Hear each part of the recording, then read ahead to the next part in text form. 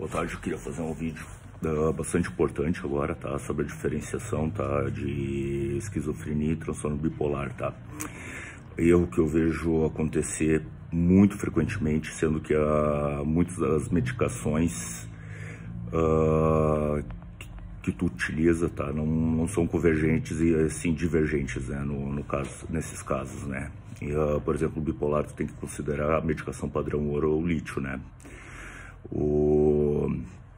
Já na esquizofrenia e outras síndromes psicóticas afim, enfim, tu tem que utilizar antipsicóticos. Não que antipsicóticos não estejam sendo usados, muito mais usados, inclusive por mim, em transtornos bipolares, por eles terem também uma estabilização do humor, tá?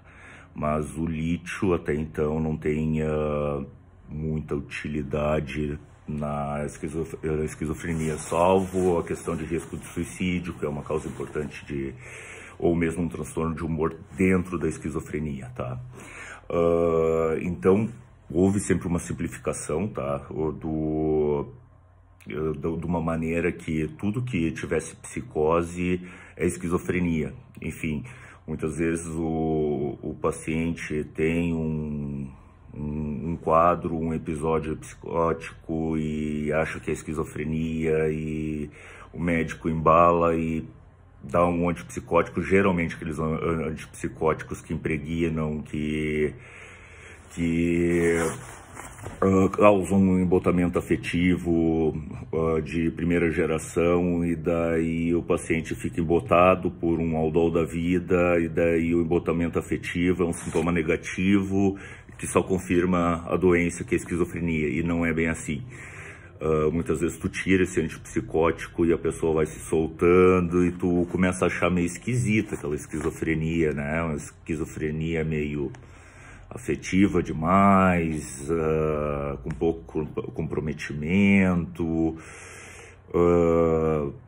entende? Então tu começa a cogitar a questão do transtorno bipolar. Isso não aconteceu na minha prática nenhuma nem duas vezes, né?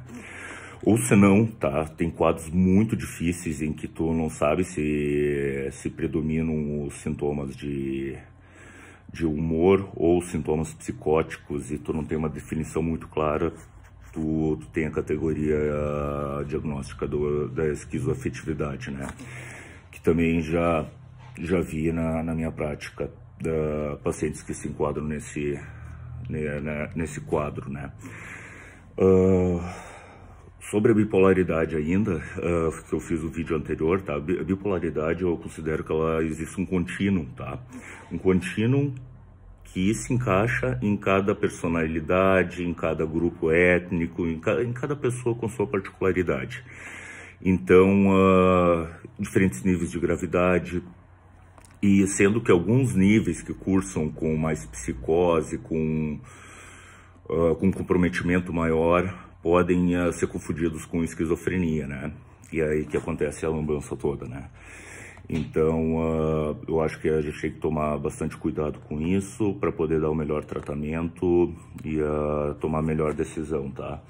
E lembrando, quanto à questão dos sintomas negativos, tá? Os sintomas negativos que a gente tem sempre que o paciente com esquizo, tu vai ver sintomas negativos. Não, sintomas negativos podem ser vistos em transtornos de humor, como a própria bipolaridade, a depressão, a dependência química, entre outras condições. Tu pode ver os sintomas negativos, ou mesmo embotamento afetivo, ou o embotamento afetivo causado por medicações, como eu falei, né, por antipsicóticos de primeira geração, como o Aldol, né, se dá destaque.